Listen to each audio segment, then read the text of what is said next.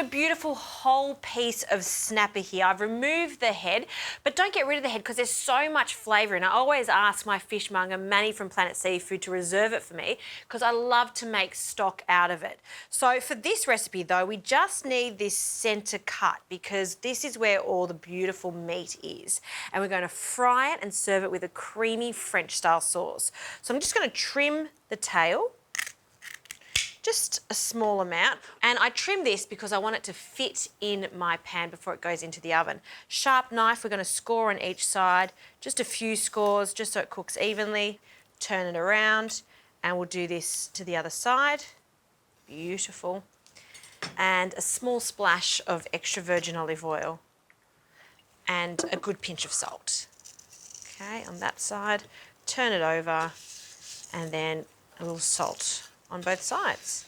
Okay, that's looking good. And then straight into a hot pan, and I'm just trying to seal the fish off. So we're not going to cook it entirely on the stovetop. In fact, I'm going to cook it in the oven. So we're going to roast this fish on the bone. It's going to stay super, super tender. So for this, you just want to press down on the fish and just give it a few moments because that pan's really hot, and carefully turn it over. Oh, look at that. See, we got that caramelisation. That's what I'm after. Beautiful. I love how it just fits in the pan. Now, deglaze with some white wine. And I'll add some stock. And that fish is going to cook in that beautiful bath of chicken stock and white wine. But it does need to go in the oven so it cooks evenly from the top and the bottom. Give it about 10 minutes at 200 degrees. If it's a little thicker, a little longer. The fish has come out of the oven. It's cooked perfectly. Just use a fish palette knife to carefully transfer it over to your presentation plate.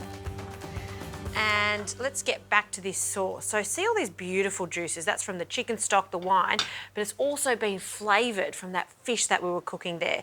This is a great base for what's coming up next. So some cream, thickened cream into our pan, about 100 to 200 mils. And I'll just start whisking that in. We'll just bring it back up to a gentle boil and we'll just allow that to thicken. I'm going to serve this with some chives, lots of chives in this sauce. So just gather them up. Look how fresh these ones are. And we'll just finely chop them. So just take your time doing this.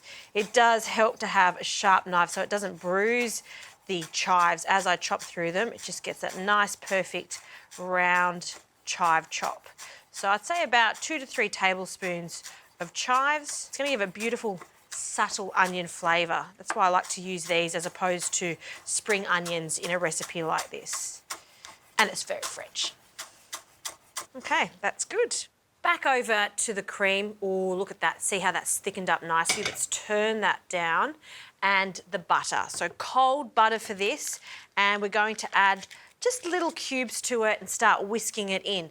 And by doing that, we're going to get a really glossy sauce. So a few knobs of butter. And we'll just cut that in half again. And don't add it all at once, we'll add 2 pieces, and then with your whisk, just whisk it in.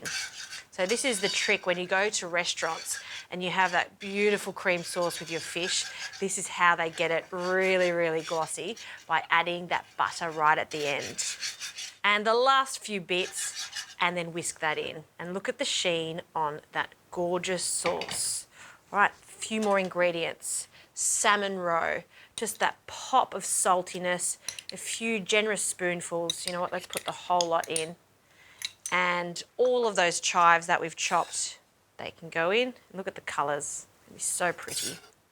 And I want to add some pepper to this, but I'm using white pepper because I don't want speckles of black. So some freshly cracked white pepper, totally optional. I'll turn the heat off now because we don't want to overcook that salmon roe. We just want to warm it through. So just use a spatula to mix that through and warm the salmon roe. Oh, that's looking good. Okay, off the heat. And I want to drown this fish in this beautiful sauce. So pour it all over and around, just like this. A little pool of it. That salmon roe, I want to show that off. And that is a glorious restaurant quality way of serving a fish. And you can see it's very, very easy to do. I would serve that with some simple green beans and some steamed waxy potatoes. Oh, the taste of France right now.